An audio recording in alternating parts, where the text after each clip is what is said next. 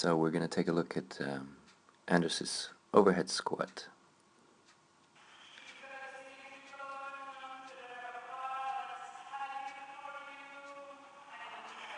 From the side and one quickly from the back.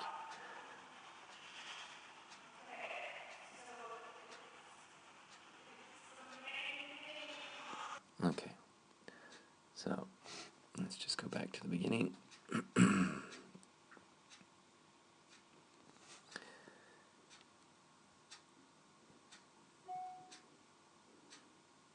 Okay, so here Anders is just about to start his overhead squat.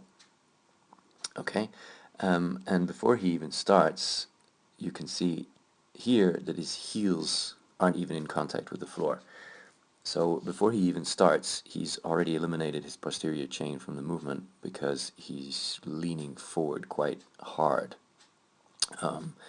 What that probably means is that he needs to pull back a little bit on the bar so that the weight of the barbell is actually more over his heels rather than over the forefoot as he's got it there.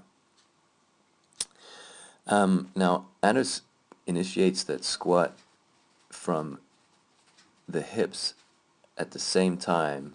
I'm going the wrong way. At the same time as the knees. Okay, so they both bend at the same time. All right. I would really like to see those hips start the movement, initiate the movement. Now, whilst you're squatting, we want the hips to go back and down. Now, Anders's hips do go back and down, but only as far as that. All right. After that, the hips start to go straight down. Now, if you just watch his hips, so the hips keep coming back, and then they go straight down from there, right? And we want them to continue going back and down. And here now, if we look at the front, what happens with his knees, because his hips stop going back and down, his knees come way too far forward. Okay, his knees are now right in front of his toes. There's absolutely no weight on the heel, and as he continues to squat down, the height of the knee gets lower and lower and lower.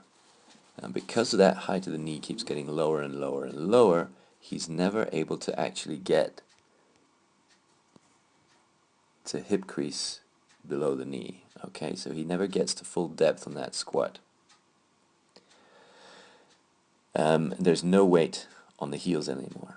Okay, so what Anders needs to really pay attention to with his overhead squat there is to make sure that he keeps going back and down with those knees, with those hips, not coming forward with the knees. And on his setup, he needs to make sure the weight is on the heels before he starts his squat. So at the initial motion, at the initial part of that squat there, those hips need to keep going back and down, back and down, back and down. Not just for the first 3 centimeters and then rolling forward onto his toes. Okay. Now if we quickly go to the back, on the back side, here, in terms of his setup, let me just get somewhere. There we go. Alright, so in terms of his setup here, alright, here you can quite clearly see there's a fair bit of air underneath his heels. That distance between Anders's head and the bar is a little big. Okay, we want that distance to be between 8 and 12 inches. So Anders needs to widen his grip a little bit there. That will give him a little bit more flexibility. Also, you can see in terms of his shoulders, neither one of them is active in this position. Okay, they've both sunk down, so he needs to make sure that those shoulders remain active. He keeps shrugging up at the bottom of that squat. Okay.